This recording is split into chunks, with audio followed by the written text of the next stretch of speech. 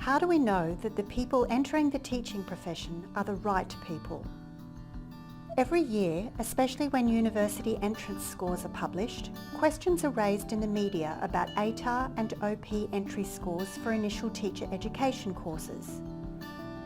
Stories about low ATAR or OP entry scores can lead some people to believe that pre-service and graduate teachers are of poor quality.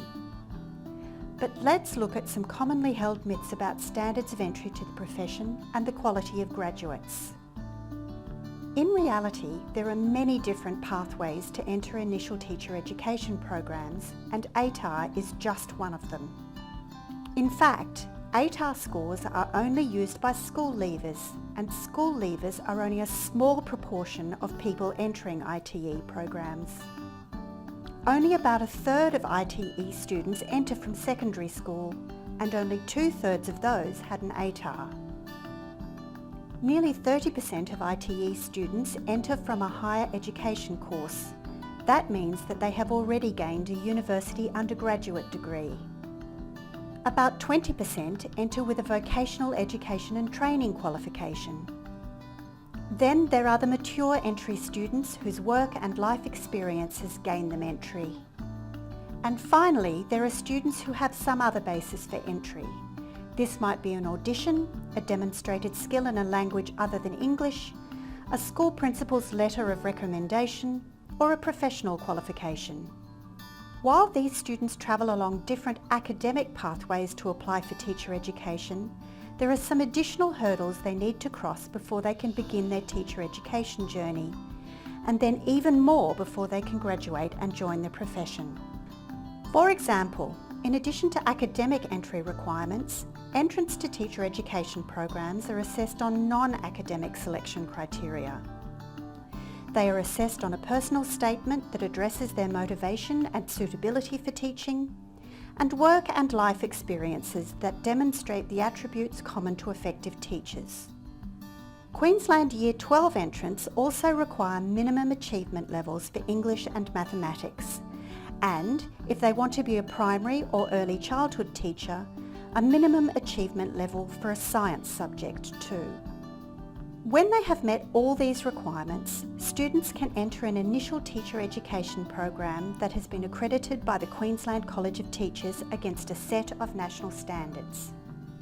Once they have entered their accredited program, pre-service teachers have even more hurdles to cross. As well as successfully completing their university studies, they have additional nationally endorsed assessments to complete. The National Literacy and Numeracy Test for initial teacher education students, known as LANTITE, assesses pre-service teachers' personal literacy and numeracy to ensure that they are in the top 30% of the population. No student can graduate with an ITE qualification without first passing the LANTITE. Many international students also complete an additional English language proficiency test. Students must also demonstrate that they can meet a set of national standards, the Australian Professional Standards for Teachers, at graduate level. They must successfully complete a teaching performance assessment known as the TPA, which is a robust assessment of graduates to ensure their classroom readiness. And they must successfully complete a final professional experience in which they are assessed against the skills and knowledge expected of a graduate teacher.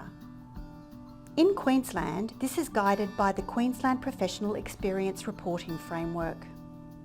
These reports also help schools to recruit the best beginning teachers. So you can see that there are many measures that assess the suitability of students entering a teacher education program. Critically, whatever measures are used for entry, the key to high quality graduates is that the requirements for graduation are rigorous, and they are. Graduation requirements need to stand front and centre of any discussions of teacher quality. They tell a much more complete story about our graduating teachers than an ATAR number. You can find more information about initial teacher education in Queensland on the QCT website and YouTube channel.